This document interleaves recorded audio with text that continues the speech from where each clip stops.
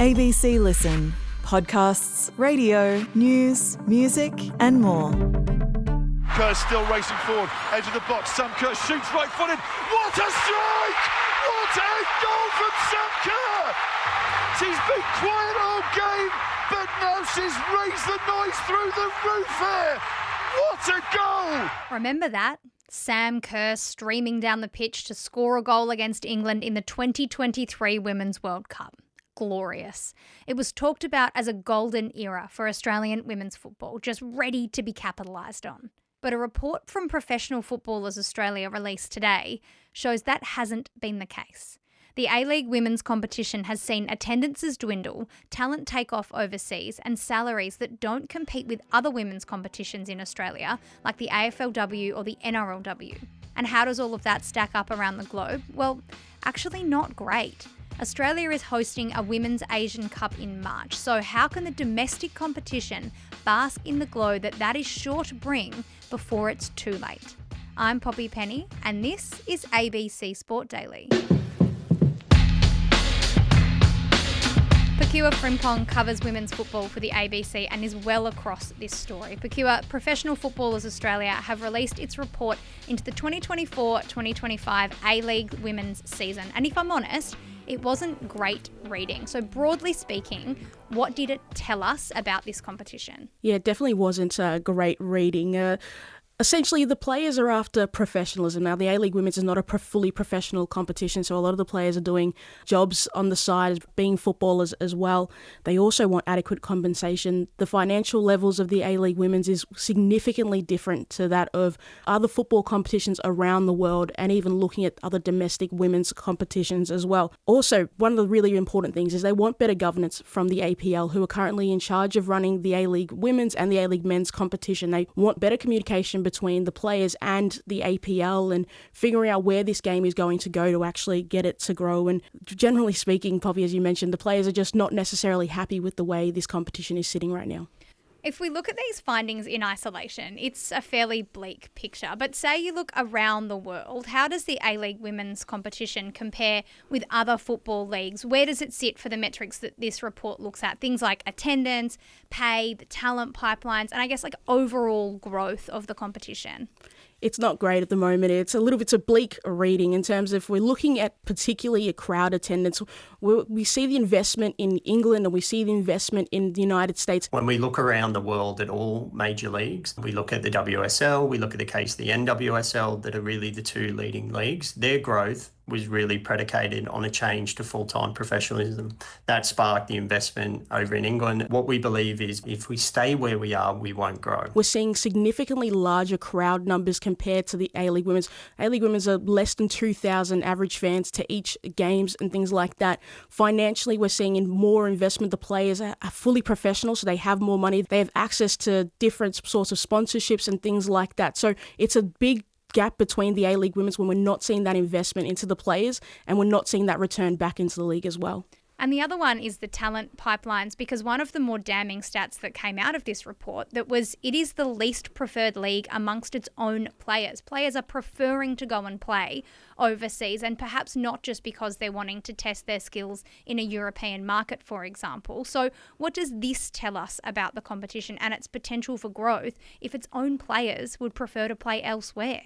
I think it's really alarming. I think one of the things it really comes down to is the financial, security that players have. Who wants to play in a competition where you don't know if you're going to be able to sustain a lifestyle that enables you to live out the life that you want to do? I think there's just been a massive boom in women's football across the globe, and revenue that is being sort of made overseas and not quite here in Australia. And I think the biggest thing for us is to have players on full-time contracts. So it gives more safety for players to come into our market and to, I guess, go in and out a little more easily, which brings in that revenue with it. And I think that the reason we're seeing players want to go to different competitions around the world is financial security, knowing that you can actually get to different clubs and actually move and have career progression. If you think about it, if you're in the A-League Women's, if you are at the top of the food chain in the A-League Women's with a club that has a lot of resources, there's not a lot of room to grow when you're not fully professional still. The money is not the same as it would be overseas. So we're seeing the talent drained. We're seeing players want to go overseas, test themselves, but also just to have a secure lifestyle as well. The other thing that I thought was fairly alarming was that the report showed that 67% of A-League women's players experienced sport-related psychological distress. And that seems to me like a really alarming number. Tamika Yallop is the co-president of the PFA. She also plays for the Brisbane Roar, and she spoke today. How are players responding to this report? I think the players are really concerned. I think Tamika Yallop, when she was speaking today, she talked about she's played overseas. She knows what it looks like when money is invested. She's played at West Ham. Tamika Yallop gets on the end of it. Can she take the opportunity? She does. Debut goal for the Australia international. West Ham finally have the lead. They deserve it. She's also the co-president of the PFA as well. So she clearly knows, she clearly hears from her players. She's really senior. She's been able to travel the world to experience it. I think they're quite alarmed, and the thing from the players is they want to be fully professional. They see if the competition's able to invest back into the players, they will see the reward in the competition as well. So I think that's a really alarming aspect. If we take a narrower lens, Bakua, and look at each club individually as opposed to the league as a whole, this report scored them on a performance index, which is essentially a health check for each club. It showed a worrying divide between sort of the haves and the have-nots. Can you explain, I guess, that metric and why this would be a big concern? Yeah, of course. Now, they assessed clubs on the performance, the operation side, facilities and culture and integration between them and the men's and the women's club. Now, I think one of the aspects that's really alarming, in the PFA's document, they talked about how Melbourne City, a club that was able to go and play in the Asian Women's Champions League and came runners-up, they were able to get a lot of money back due to the prize money and winning games throughout that competition. Now, we see when we look at this index, Melbourne City ranks quite highly in all of these statistical categories. So they have money and they have resources to attract the players that they necessarily want, so they're able to compete overseas. Now, if you think about it, if a club doesn't have the money to necessarily build a squad that they're good enough to get themselves into a competition like Asia, to get the money back into their club, then they're kind of just stuck necessarily in the same spot where we see these clubs who have the money and have the resources, they're able to constantly reinvest, they get better players, and they're able to get the money from bigger, broader competitions that the PFA say this is where the growth of women's football is. We are seeing more competitions come up, more prize money that can help invest. But if clubs aren't able to even get themselves into a place where they can compete in the A-League women's competition to then go and compete in Asia, then there's really just kind of treading water at the moment. The A-League Women's is among a number of professional or semi-professional, in their case, women's sporting competitions who are all vying for fans and the spotlight in what's becoming a more and more crowded Australian sporting landscape. So how does it stack up against what most people would think the major competition is? Things like the AFLW, the NRLW, or the women's cricket leagues domestically, things like the WBBL, for things like that professionalism, pay and support.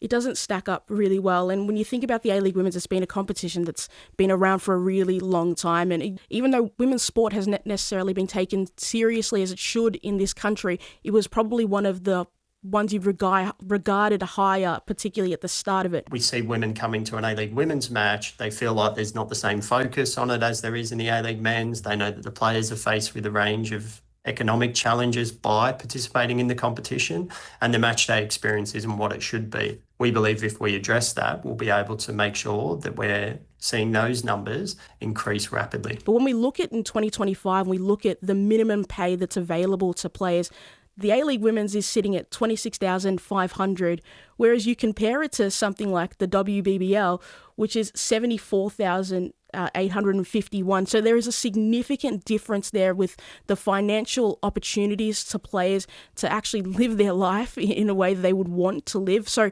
it means that we're limiting the amount of players that would want to come and engage with this competition if they don't have the financial security as well. That's kind of what the national team, sort of as a legacy from the World Cup, we want to sort of have that league set up where players can make a career of it, and it's not something that you leave the game and you have to give it up completely. For people who aren't rusted on A-League Women's fans, perhaps one of their first forays into women's football was the Matildas a couple of years ago. And if we look back then, women's football in this country was basically in the spotlight. The Matildas were the talk of the town. The conversations were from there, how big could the growth of this sport be off the back of that momentum?